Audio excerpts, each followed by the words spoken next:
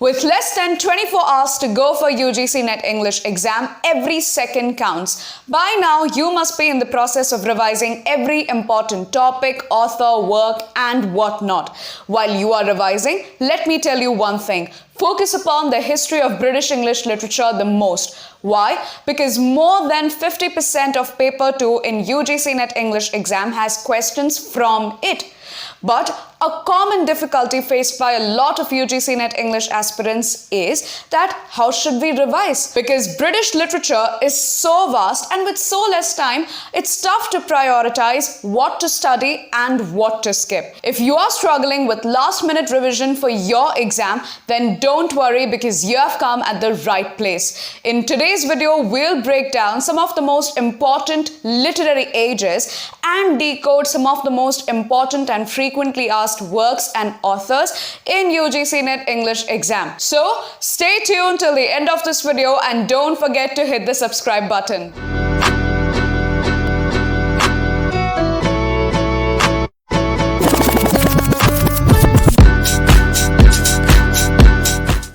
Friends, let's dive straight into first understanding the important literary ages in the history of British literature. It first begins with the Old and Middle English period from roughly 500 to 1300 AD, followed by this broader movement or the period called as the Age of Renaissance. Within this age, you have the Elizabethan period, Jacobean period, Caroline period, Interregnum. So the Age of Renaissance roughly begins in the late 15th century and lasts till the late 17th century. After which you have the Restoration Age that somewhere lies around 1660 to 1700, then the Enlightenment Age from 1700 to 1770. Now a lot of people, and you will see that happening in a lot of books as well, that they have clubbed the Restoration Age and the Enlightenment Age into one entire period called as the Neoclassical Age, which is also fine. So you don't need to get confused when you see these two different titles for two different periods. When we are talking about the Neoclassical Age, it is also known as the Augustan Age. Now followed by that, you have the Romantic Age from 1798 to 1837 specifically. After which you have the Victorian Age coinciding with the reign of Queen Victoria from 1837 to 1901. And finally, you have the Modern Age from 1900 to 1950. Then the Postmodern Age from 1950 onwards. Having covered the main literary ages of British literature, I'll walk you through the main features and characteristics of each and every age. And within that, I'll help you understand who are the main authors, writers, poets, dramatists, and their works, which sort of characterize and grasp these main ideas of each and every age.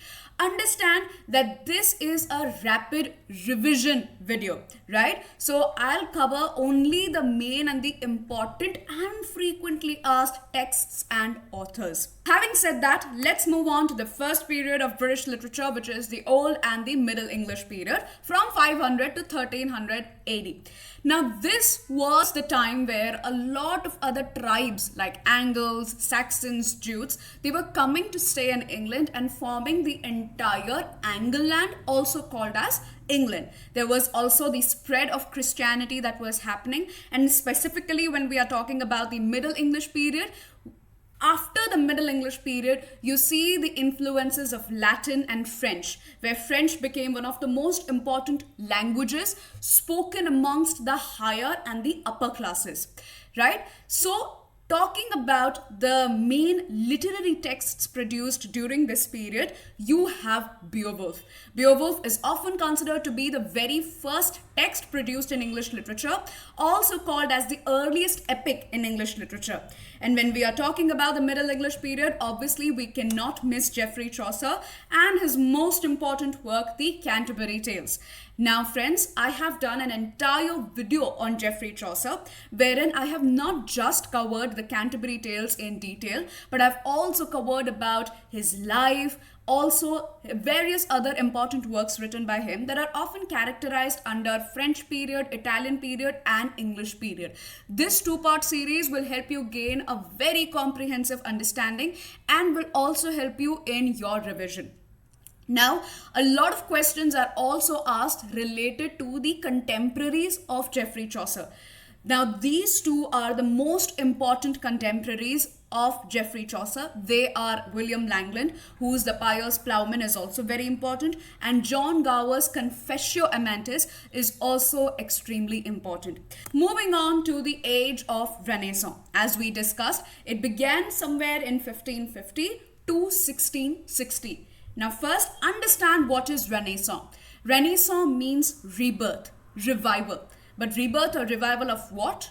The human spirit, humanism, which basically means an inclination and developing an inclination towards the Greek and Roman texts. So the writers writing during this point of time, they were highly influenced by the Greek and Roman writers. Not just that, but they were also influenced by the concepts of culture and civilization. They had this quest for knowledge. And they also focused upon the courtly manners, civility, and the ways of living as a gentleman. So you have Castiglione's The Book of Courtier, which is also very important. And when you're talking about the epicenter of Renaissance, it was actually Italy, specifically within that Florence. And later on, these ideas traveled to England because of the establishment of William Caxton's printing press in 1476. So they were the English writers and the English poets were also highly influenced by the Italian poets like Petrarch, Boccaccio. So you see the emergence and the modification of the Petrarchan sonnets into Shakespearean sonnets by Henry Howard, the Earl of Surrey, and write the name of the other writer, the other poet along with Henry Howard, who also introduced the Petrarchan sonnets into English. Apart from that, you also see the translations of Bible, multiple translations of Bible, first beginning with John Wycliffe's Bible in 1388, followed by Miles Coverdale's Bible, Tyndale's Bible, right?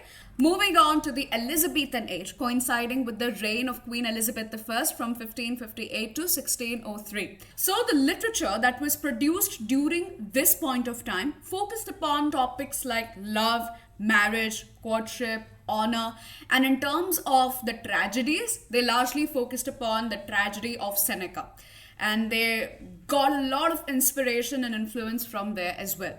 So when we are talking about poetry, it was largely predominated by two poets, Edmund Spenser's The Shepherd's Calendar, published in 1579, The Fairy Queen in 1590, followed by Sir Philip Sidney, the aristocrat, the courtier, whose sonnet sequence, Astrophel and Stella, is also very popular, and that was published posthumously in 1591. Apart from poetry, you also see the seed of novel being grown in the most important work by Thomas Nash, which is titled as Jack Wilton or the Unfortunate Traveller. It is a picaresque novel, and a lot of critics believe that this is one of the very first novels in English literature. Apart from that, you also see the very first piece of English literary criticism in Sir Philip Sidney's A Defense of Poesy that was published in 1595.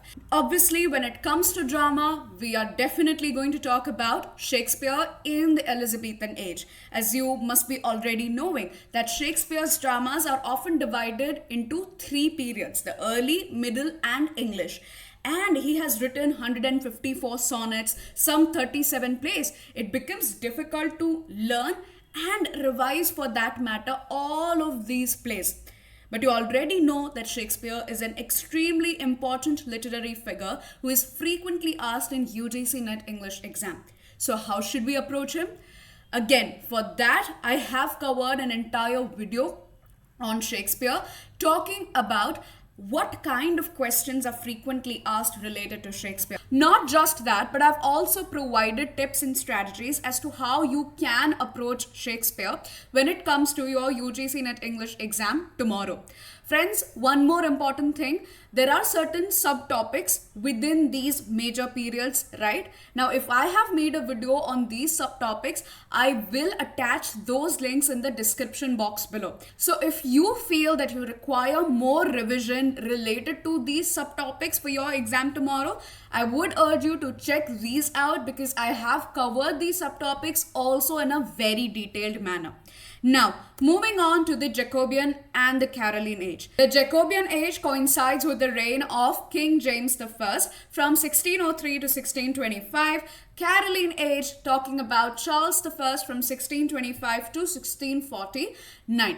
When we are talking about the literature that was produced during this point of time, it can be said that it was just an extension of the Elizabethan Age. So the poetry within the Jacobean Age can be broadly divided into two groups. The first are the Spenserians, the second are the Metaphysicals. The Spenserians are a group of poets who wanted to write poetry while imitating Edmund Spenser.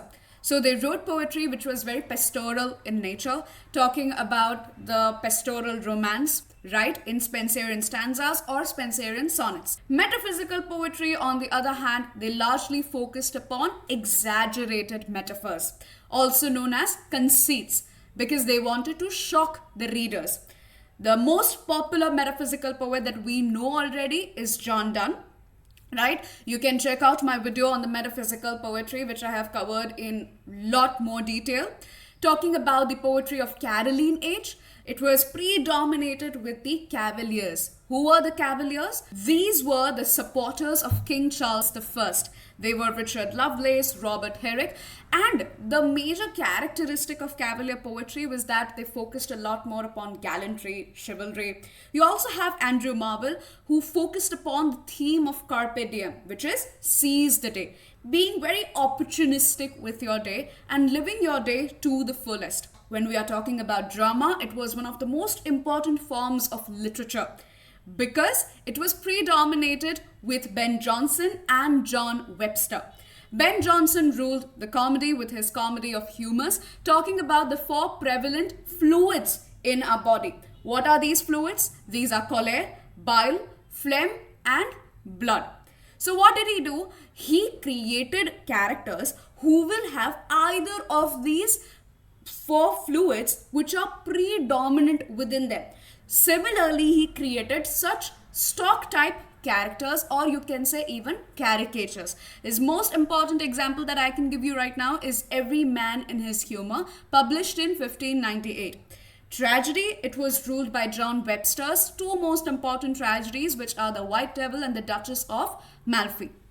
Moving on to the Puritan Age, or the Interregnum, from 1649 to 1660. When we are talking about the Puritan Age and the literature that was produced during this point of time, we need to keep in mind that this was the very short period which was marked by the Puritan rule. It was under the leadership of the Puritan Oliver Cromwell. So you see a lot of strictness, discipline was observed among the citizens as well as the literature. Not just that, but the theatres were already banned in 1642. So the kind of literature that was produced was very limited. But despite that, you see John Milton producing one of the most important epics and works of English literature, which is Paradise Lost in 1667.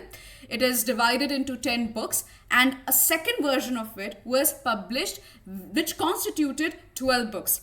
He also published a drama called as Samson Agonistes, and the most important sonnet written by him is on his blindness, talking about how he turned blind in 1652. Having covered the Puritan Age, let's now move on and talk about the Restoration Age, which was from 1660 to somewhere in 1688. It is called as the Restoration Age because it restored monarchy.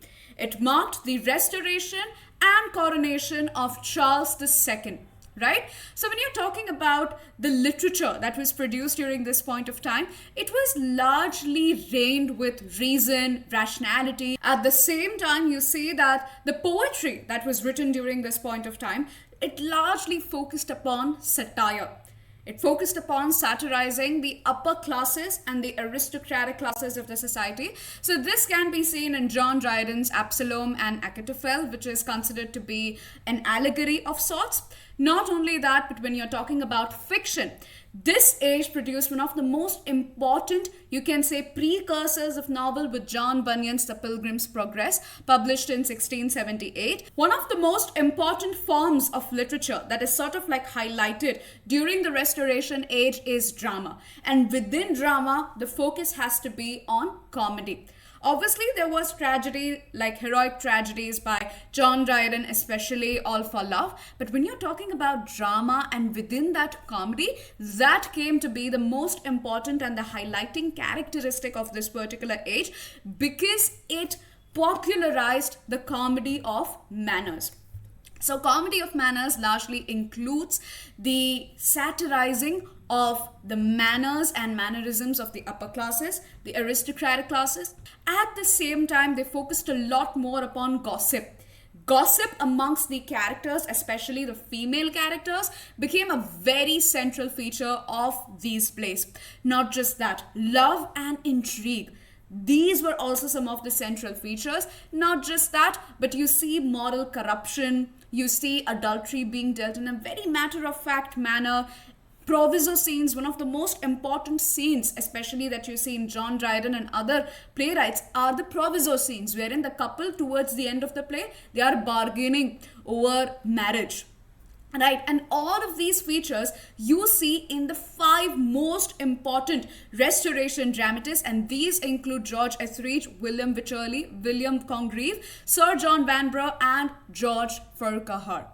Right, William Congreve's The Way of the World, published in 1700, is one of the most important plays that you should go through before you appear for your UGC NET English exam.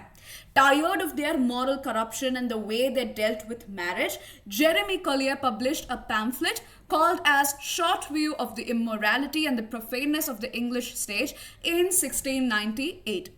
So this was about the Restoration Age. Now moving on to the Augustan Age, also called as the Neoclassical Age. Why is it called as the Augustan Age? Because the writers writing during this point of time, they wanted to imitate the style of writing of the classical writers within the reign of the Roman Emperor Augustus. And who are these English writers? The best example that I can give you right now is of Alexander Pope's The Rape of the Lock, published in 1714. These writers created their own distinctive way of writing, wherein they will write in a very organized manner.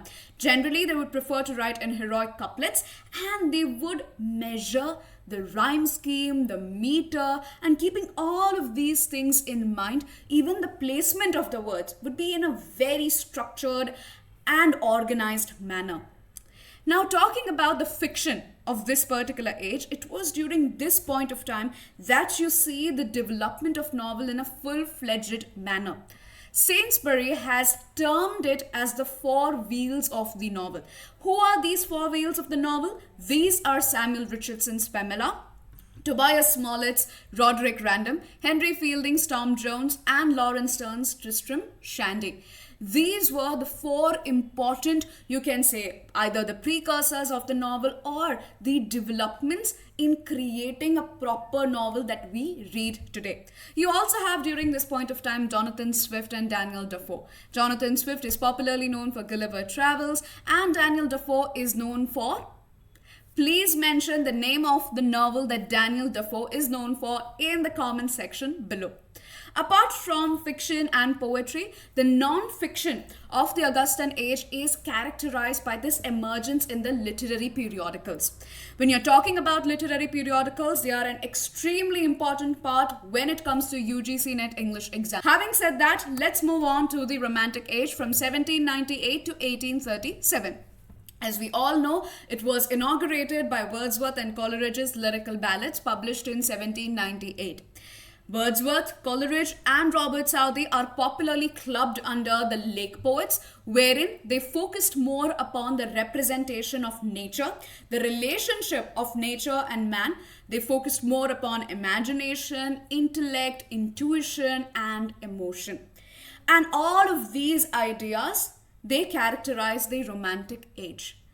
Romantic Age was not an invention of new ideas. It was a response, a reaction to the scientific, objective, and reason-led thought processes of the neoclassical age. So, within Lake Poets, you already see William Wordsworth, Coleridge, and Robert Southey. But there was a second generation of romantics called as the darker generation of romantics. These were Lord Byron, P.B. Shelley, and John Keats. When we are talking about the fiction of the Romantic Age, definitely it solidified Gothic fiction with Anne Radcliffe's The Mysteries of Udolpho. But the fiction during this point of time was predominated with two writers. These were Jane Austen and Sir Walter Scott. I've already created a video on Jane Austen, so if you want to revise her works, you can check out that video later. But when we are talking about Sir Walter Scott, he is often credited for creating this genre of historical fiction. Some of his most important works include Ivanhoe and Waverley. Coming to non-fiction, again, it was predominated with the works of literary criticism like Coleridge's Biographia Literaria, wherein he talked about the differences between fancy and imagination, also provided the term of willing suspension of disbelief. Apart from that, you have P.B. Shelley's A Defense of Poetry, and also you see a rise in personal essays. And the best example is Charles Lamb's Essays of Elia. Having covered that, let's move on to the next stage, which is the Victorian Age from 1837 to 1901, coinciding with the reign of Queen Victoria. Talking about the main features of this particular age, it is often considered to be the age of reform and the age of democracy.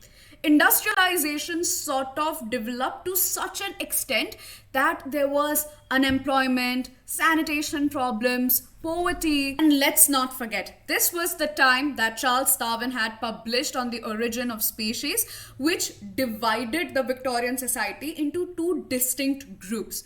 So the religious and the social-cultural thought during this point of time was largely very conflicted between people who believed in religion and God, and on the other hand, you had people who believed in science, people who believed in the theory of evolution. So the writers during this point of time, they basically questioned the concept of progress.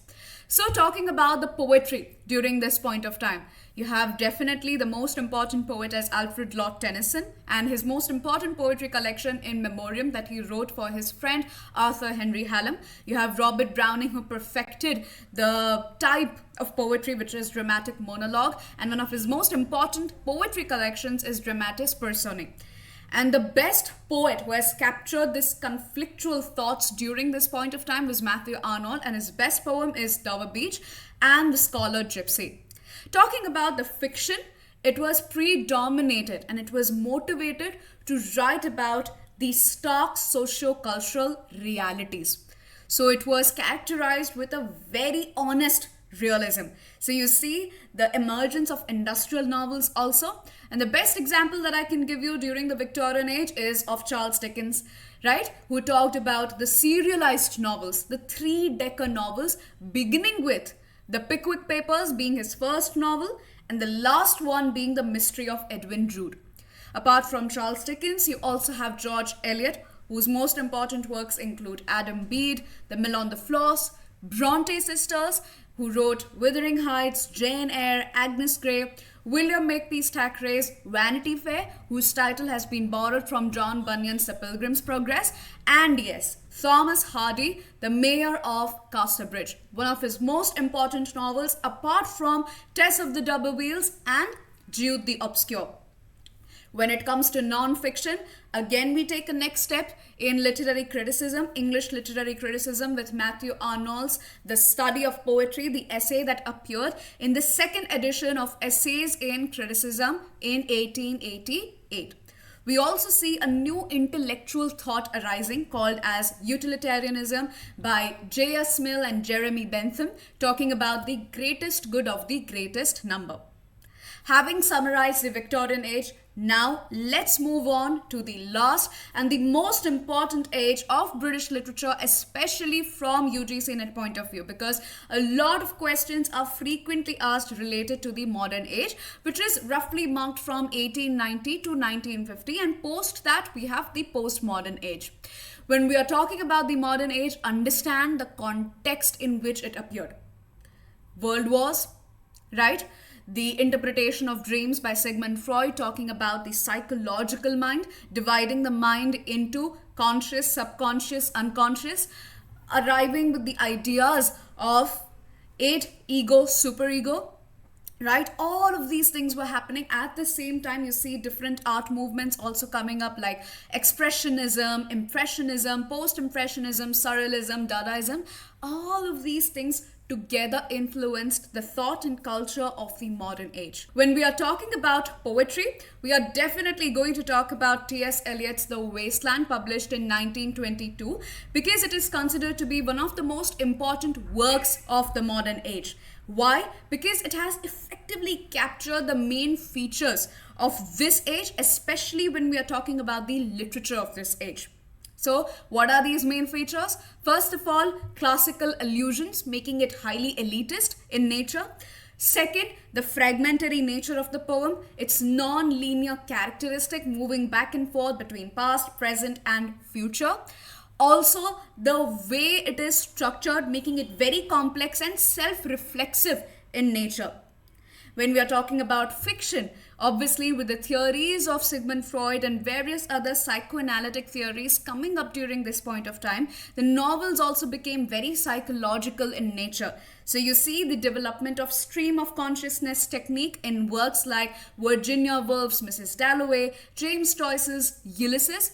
At the same time, you see people, especially D.H. Lawrence, diving into sexuality and sexual matters, being inspired from Sigmund Freud in a very open and frank manner.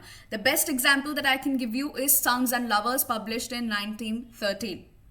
Right? When we are talking about non-fiction, with non-fiction you have the emergence of new criticism and practical criticism, especially with theorists like I.A. Richards, talking about how text is always autotelic. What do I mean by autotelic? That means you don't need to look at the history, the biography of the authors to understand and interpret meaning from the text. The meaning from the text is present within the text itself. You also see the publication of F.R. Lewis's The Great Tradition, A.C. Bradley's The Shakespearean Tragedy.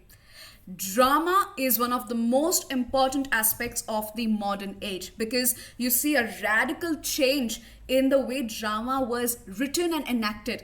Because you see the influence of Henrik Ibsen, who is also called as a father of realism. So he brought realism on stage, right?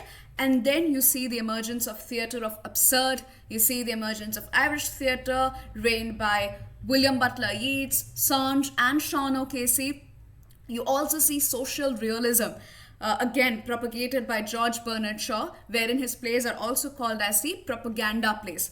You also see the emergence of verse plays of T.S. Eliot. Again, the best example that I can give you right now is Murder in the Cathedral, published in 1935. With this, we are done with the rapid revision on British English literature. We have covered some of the most important ages. Within each and every age, we have understood the key features.